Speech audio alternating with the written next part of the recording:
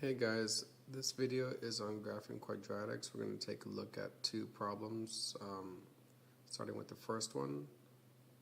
We have to look for the Y-intercept, the X-intercepts, the vertex, and the axis of symmetry. So we're going to take a look at this problem right here, and the way it's given to us is already in factored form. If it is in factored form, then your X-intercepts are pretty much given to you. All you have to do is just set each of these equal to 0. For example, we'll put x plus 1 equal to 0, as well as x minus 5, and set that equal to 0. Then you'd solve for your x variables. And in this case, you subtract 1 to both sides. And x is equal to -1. And for the second one, you add 5 to both sides. So then x is equal to +5. So then you have x is equal to -1 and x is equal to 5 for your x-intercepts. Easy way to find your x-intercepts. Another way you could find your x-intercepts would be to use the quadratic formula, which would be x is equal to -b plus or minus square root of b squared minus 4ac. Then you divide this by 2a. Okay, you have to use this when your quadratic equation is in standard form, which is not right now. But if you put it in standard form and you find out what a, b, and c are, then you can plug in those values into your quadratic formula here and solve for x. And if you do that, you would get x is equal to 5 and x is equal to -1 as well. When I say standard form, we are talking about standard form is y is equal to ax squared plus bx plus c, and that's what we're looking for right now. So back to the problem. We're going to start off by putting it into standard form by using FOIL. X times x, x times -5, and then 1 times x, and then 1 times -5. Okay, so y is equal to -1/2, open parentheses, and then let's perform this FOIL method.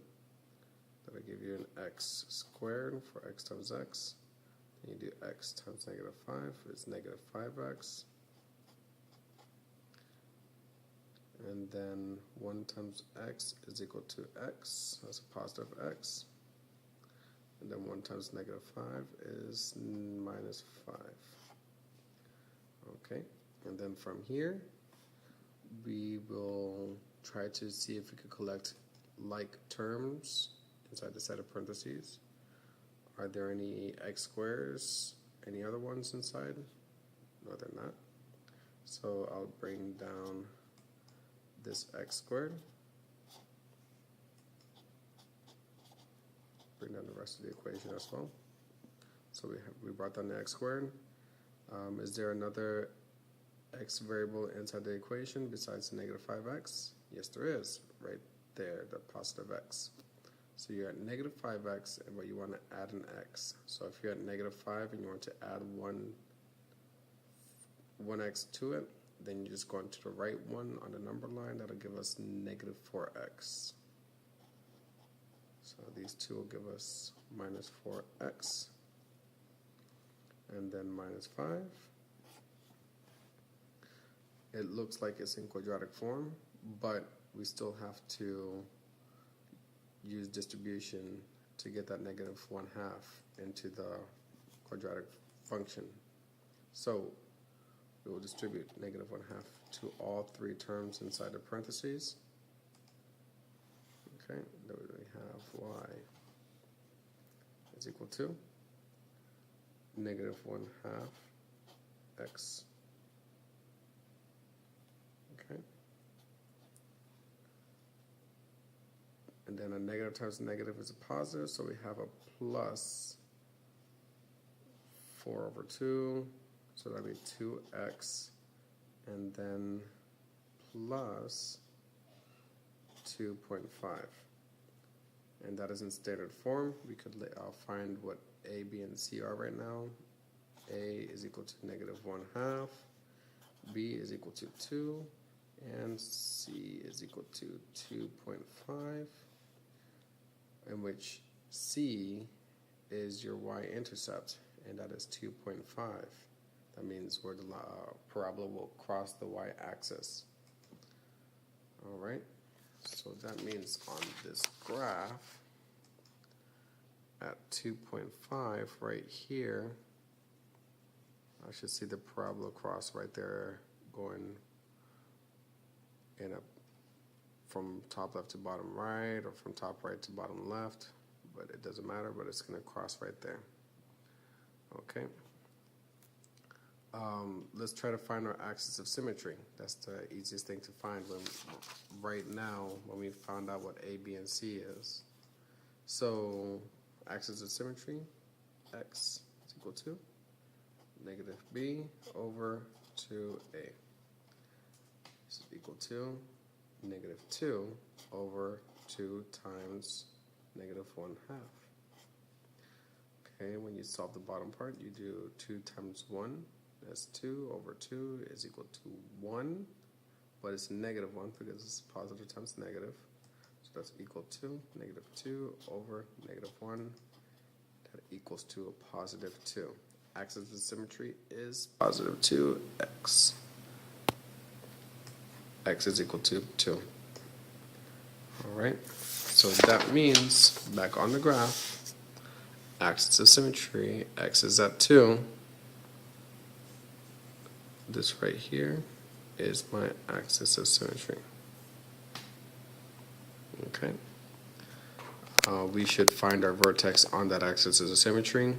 If our x value is 2 for your vertex, okay, let's fill this in axis of symmetry, x is equal to 2.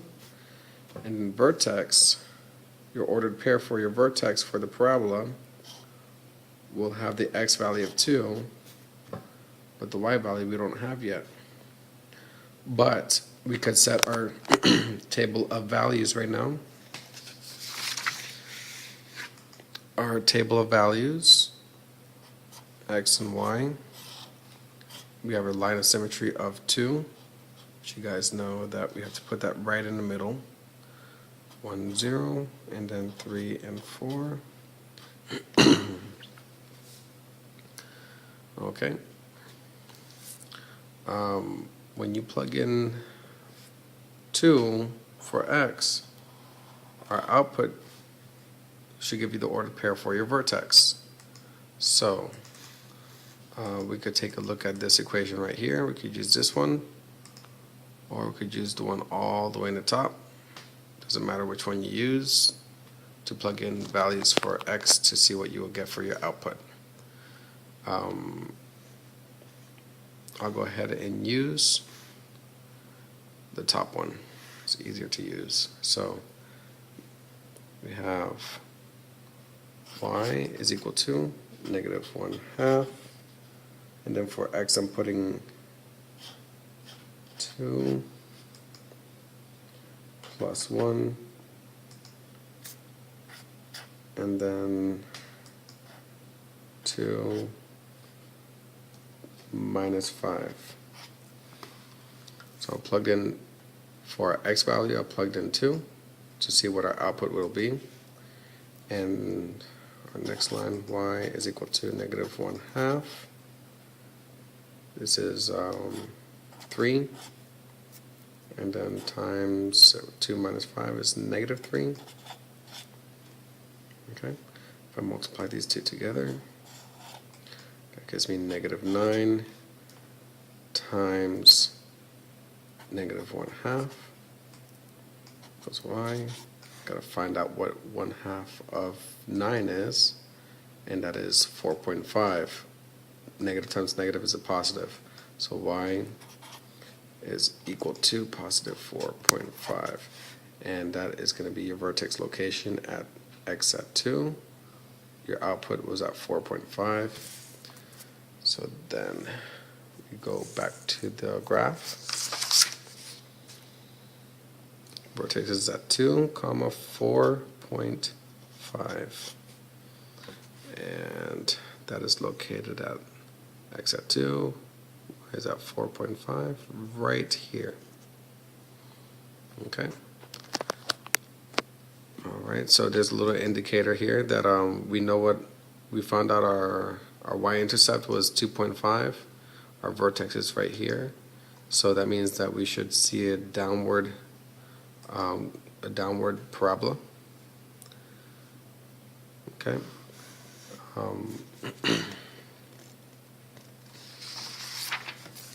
And then you would do the same thing. So with your other x values, you'll plug them in to your equation. Okay.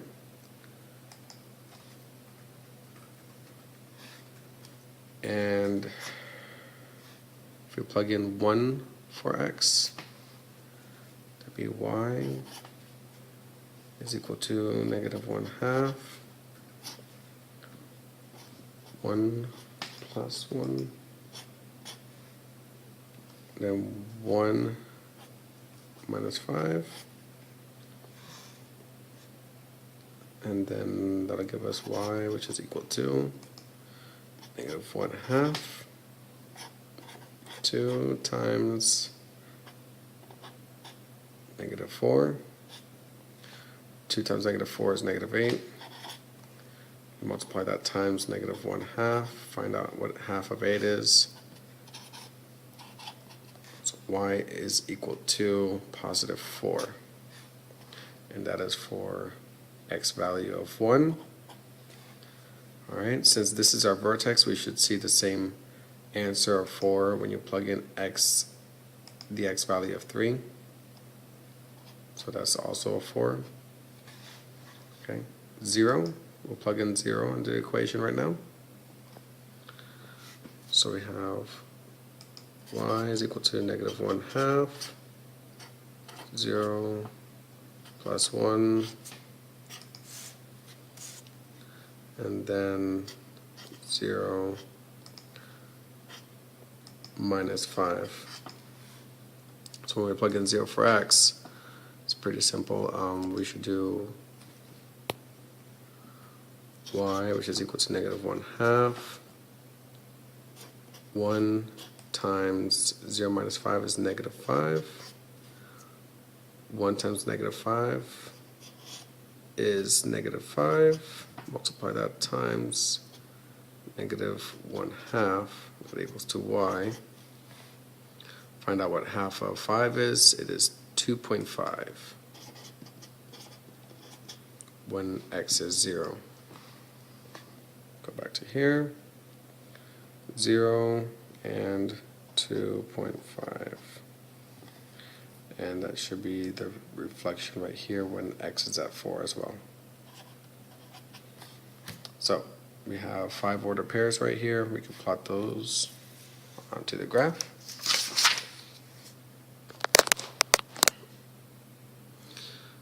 So we have 2, 4.5. Then we have 1, 4. Then 0 and 2.5. We have also 3, 4. And then 4 and 2.5. Okay. And then we found out our x-intercepts. In the beginning, we have our x-intercepts of negative 1 and positive 5. So, looking at our x-axis at negative 1, that's one of our points as well, and positive 5, that is also another one of our points, since there are our x-intercepts for this parabola. There we go. And there you have it. For the X-Intercepts, again, if you're unsure of one method, you could always try the other and check your work. If you plug in place of A, B, and C into the quadratic formula with these values at -1/2, 2 for B, and 2.5 for C into this equation, you will get the values of -1 for X and +5 for X as well. If you were also to extend this table one more unit out to a -1 up here and a +5 down here, you will see the outputs as 0 on both ends. Okay, that's another way to confirm it. Alright, I hope this video is helpful.